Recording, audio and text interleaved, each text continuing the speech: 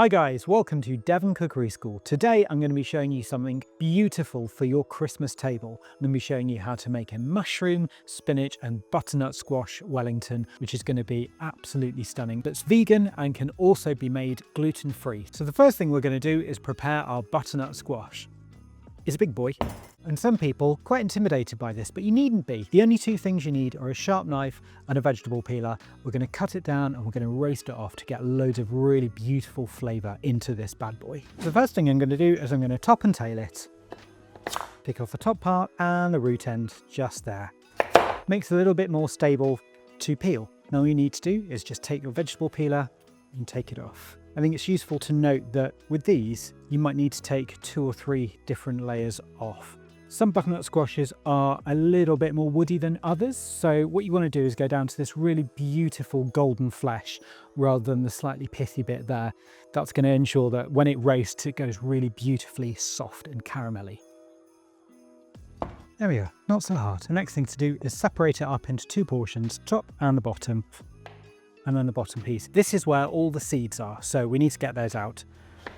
Cut it down, and then just using your hands or a teaspoon, you can just get all of those seeds and pith out. So what we're going to do now is chop this into 1 or 1.5 cm cubes, just so that when we take a bite of our Wellington, we don't get one massive mouthful of butternut. We get lots of different textures and flavours in there.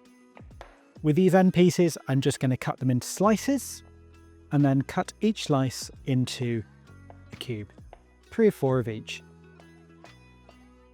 You might find that you might not need an entire butternut squash for this, depending on how big you get them. And with the end piece, I'm going to cut it down in half that way, and then into 2 or 3 slices there, and then into cubes again. The last thing I'm going to do is get this onto my baking tray, and I'm going to season it well with salt and put on a generous squirt of rapeseed oil onto this. I'm going to use a really high smoke point oil. I don't want to use olive oil in this. It's going to be too hot in the oven and it will start to smoke. So, good squidge of oil, really good pinch of salt. Mix it all together, and this is going to go in a screaming hot oven about 220 degrees for around 20 to 25 minutes until it's beautifully soft, golden and burnished around the edges. So the next thing you want to do is fry off your onions.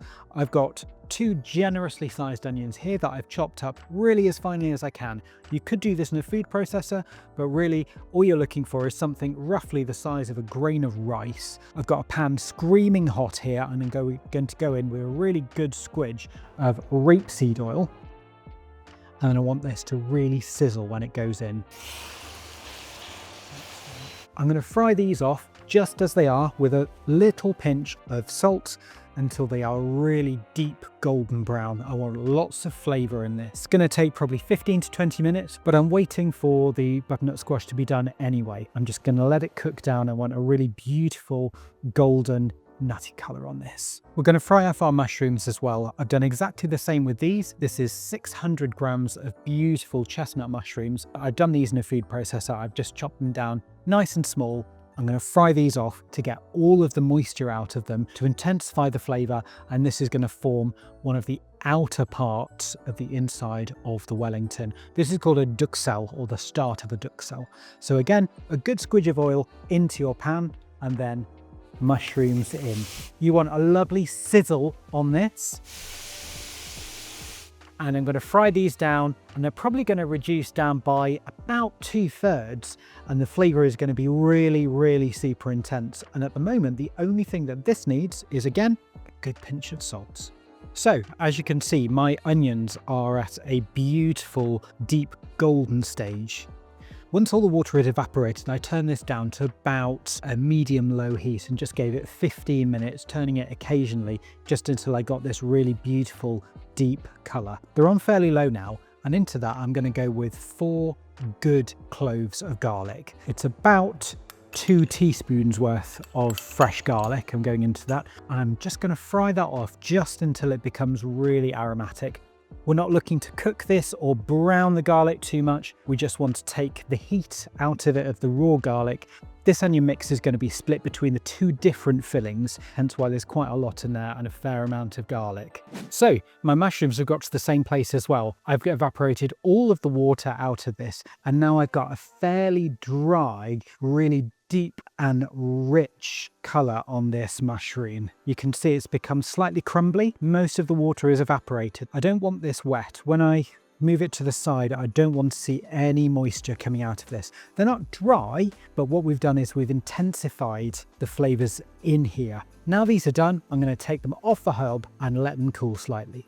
So our butternut squash is done as well. Like that, that's exactly what we want. We don't want this to be super crunchy on the inside. If I take a piece, we want to be able to squash it down so that's a nice edible texture. So the last thing to do now is assemble our fillings, which is super easy, and then assemble the Wellington.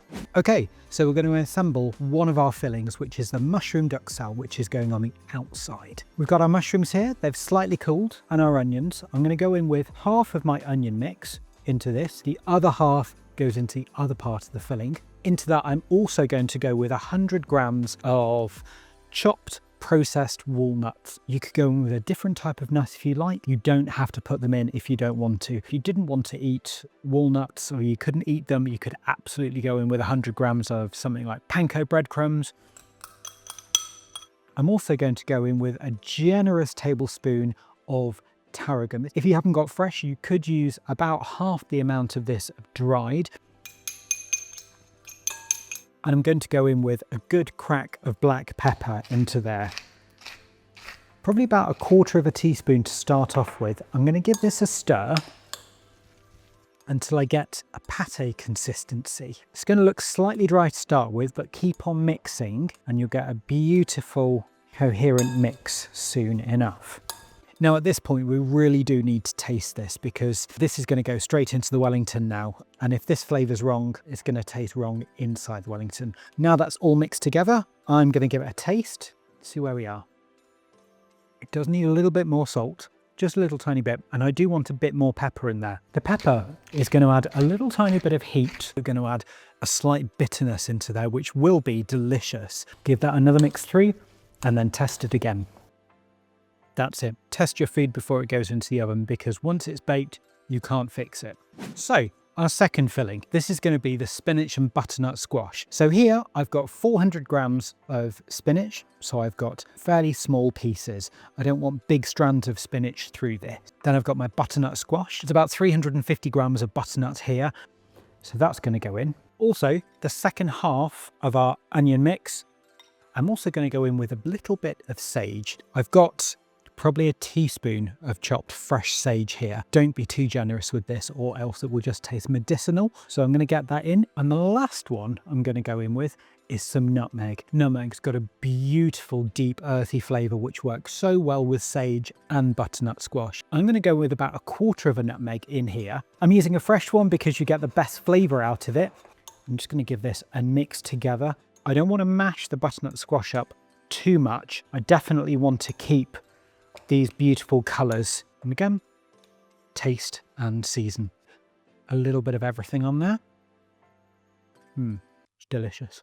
Always remember, season, taste. You want to get this perfect. The last thing to do is chill these fillings down until they're fridge cold. So we're going to chill these down and then we're going to show you how to put this Wellington together.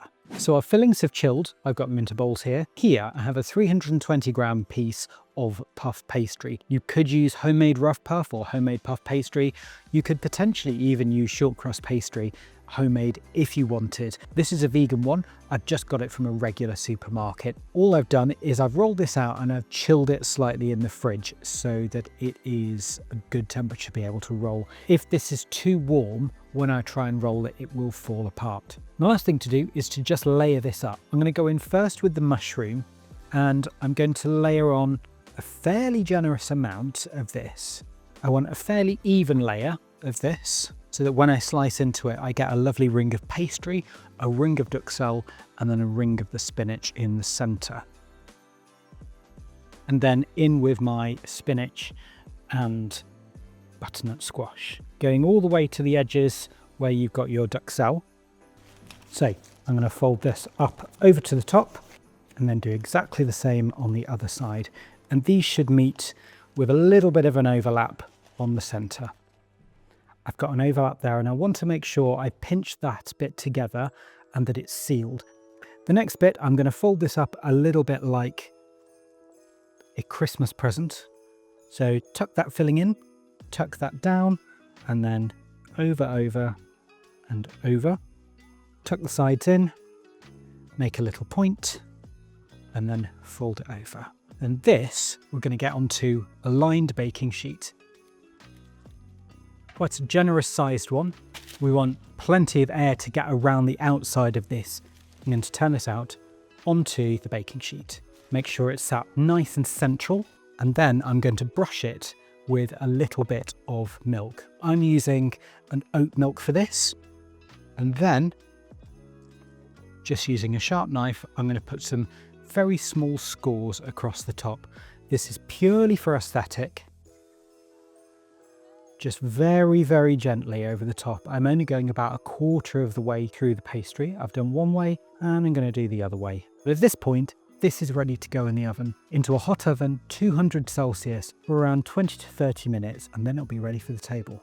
Come back soon. And here we are. It's had 30 minutes at 200 degrees and it is beautifully crisp and burnished.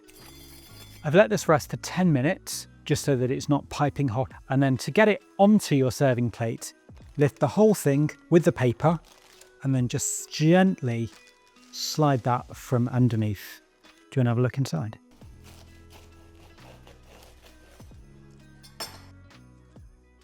And there it is. Let's try some. What are you waiting for? Get that cooker on! If you'd like to recreate this dish, you can check out the recipe which is in the description below. Don't forget to like and subscribe. See you again soon.